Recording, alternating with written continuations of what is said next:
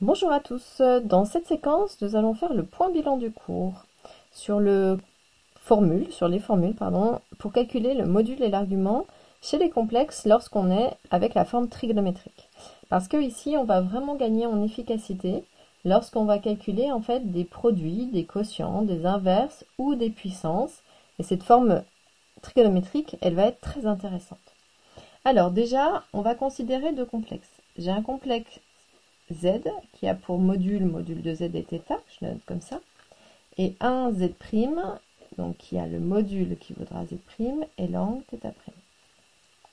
Première chose, je vais m'intéresser au produit des deux. Eh bien, lorsque je vais faire le produit des deux, au niveau du module, ça paraît assez logique, en tout cas ici, on va faire le produit des deux modules. Et au niveau de l'argument, alors c'est là où, eh bien, c'est un petit peu différent. Au niveau de l'argument, lorsqu'on fait le produit de deux complexes, l'argument va être une somme. Donc ici, première chose à savoir, à retenir. Donc ce qui veut dire que dans ces cas-là, avec ces deux informations, on obtient le fait que z fois z', au niveau de la forme trigonométrique, sera noté comme ça. Donc c'est le produit des modules et l'argument, ce sera la somme des deux arguments. Donc ça, première chose à connaître par cœur. Ici, c'est des formules que vous avez à connaître par cœur. On les redémontrera lorsque on sera avec la forme exponentielle, parce que ici, ça va être très logique que du coup, on ait la somme des deux arguments dus aux propriétés de l'exponentielle. L'exponentielle d'un produit transforme le produit des exponentielles entre la somme des exposants. Et bien du coup, ici, elle marche comme cela. Ensuite, le deuxième. On va parler de la puissance. Alors, je vais vous montrer un petit exemple à droite. Si j'ai z ici, si je veux faire z au carré, en fait, c'est z fois z. Donc, ça veut dire que je peux appliquer ma formule ici.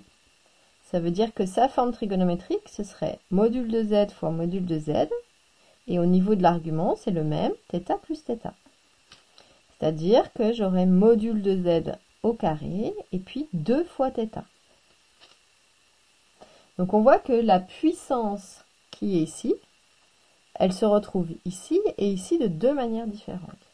Donc si je faisais ça de manière récurrente, je continuerais à itérer, et bien dans ces cas-là, lorsque j'ai z puissance n, le module, eh bien c'est le module qui sera mis à la puissance n, et l'argument, vous voyez, c'est multiplié par, c'est n fois θ. Donc à retenir, c'est que quand j'ai z puissance n, eh bien la formule, c'est module de z puissance n, et c'est n fois θ. Donc ça, c'est des choses qui sont vraiment vitales à retenir pour que du coup, on puisse les appliquer. En fait, dans la fiche des exercices, vous allez avoir des applications directes pour pouvoir mettre ça en lumière. Je vais vous en préparer pour le rituel de demain. Ensuite, maintenant, on va passer à l'inverse. 1 sur z. Alors forcément, ici, on prend un z qui est différent de 0 pour qu'on ait le droit. Et bien, au niveau du module, ça va être 1 sur module de z. Et au niveau de l'argument, ça va être moins θ. Et dans ces cas-là, donc 1 sur z sera mis sous forme trigonométrique comme étant 1 sur module de z et moins θ. Donc ça, c'est la nouvelle forme.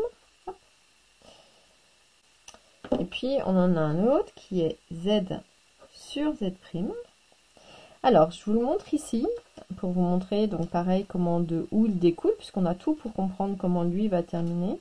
Lorsque je fais z fois sur z', en fait, c'est pareil que z fois 1 sur z'. Or, donc déjà, je sais que si j'ai z' qui est comme ça, 1 sur z', sa forme trigo à lui, ça va être ici, 1 sur module de z, et puis moins θ. Et lui, on avait vu que sa forme trigonométrique, c'était module de z et θ. Donc dans ces cas-là, lorsque je fais un produit, c'est ce qui m'était dit ici, je fais le produit des modules. Donc ici, ça veut dire que ça, si je le récolte, ça va faire module de z fois 1 sur module de z'. Il y a un petit prime qui a été oublié ici et ici. Et puis au niveau des arguments, je fais la somme des deux arguments. Donc ça va faire θ plus l'autre moins θ'. Alors ça, je peux l'écrire un tout petit peu différemment, puisque ici, je vais multiplier 1 et module de z. Donc ça va faire module de z sur module de z', et puis plus par moins, ça fait moins. Donc ce qui veut dire que si j'ai le quotient de deux complexes, lorsque je vais faire le module, eh bien ça va faire module du premier sur le module du deuxième. Et au niveau des arguments, eh bien on fera la différence entre les deux arguments.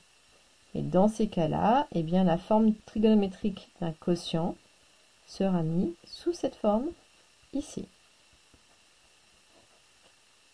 Donc vraiment, je le redis, vital de connaître ça par cœur, ces formules, pour pouvoir les appliquer. Je vous montre une application tout de suite en fait, pour pouvoir voir comment s'en sortir. Donc ça, c'est un tableau qui est à connaître. Je vous montre deux choses. J'ai un complexe Z qui serait mis sous la forme racine de 2 et moins pi sur 4 par exemple. Et j'ai un complexe Z' qui voudrait racine de quoi 2 racines de 3 et pi sur 2, on va dire. Et bien dans ces cas-là, si je m'intéresse à z fois z', pour trouver la nouvelle forme trigonométrique de ça, et bien ça veut dire que je vais faire produit de mes deux modules, donc ça fois ça, donc racine de 2 fois 2 racines de 3. Et puis au niveau des arguments, c'est la somme des deux arguments. Donc je fais la somme de ça plus ça. Moins pi sur 4 plus pi sur 2. Après c'est du calcul, puisque ici, donc calcul du module avec la multiplication, donc 2, il est devant. Et racine de 2 fois racine de 3, ici, ça va faire racine de 6. Et puis au niveau des arguments, eh bien pour pouvoir simplifier ça, réduction au même dénominateur. Donc ça va faire moins pi sur 4 moins 2 pi sur 4, qui lorsqu'on simplifie, ça fait juste pi sur 4. Alors pourquoi ça va être intéressant ici? Parce que le passage à la forme trigonométrique va me permettre de là de retrouver la forme algébrique. Ici pareil, et du coup on aura des moyens plus efficaces lorsqu'on va calculer des produits, des puissances, des inverses, pour pouvoir trouver aussi des formes trigonométriques ou algébriques qui ne prennent pas non plus trop de temps au niveau du calcul. Donc en tout cas dans la fiche d'exercice que mes élèves ont, vous avez du coup des exercices d'application par rapport à ça. C'est vital de bien connaître ces éléments par rapport à ce qu'on va aborder derrière, qui va être en lien avec le son et les éléments de la gestion des décibels, et du coup qui est en lien avec les modules. Donc du coup, il est vital que la manière d'appliquer ça, ces formules-là, soit vraiment connues par cœur. Et puis après, pour ça, on s'en servira dans le calcul de arc-tangente. Voilà, apprenez bien votre cours, apprenez bien tout ça par cœur, et surtout faites des exercices d'application pour être capable d'être efficace dans l'application de ces formules. Je vous souhaite une très bonne journée, je vous dis à bientôt.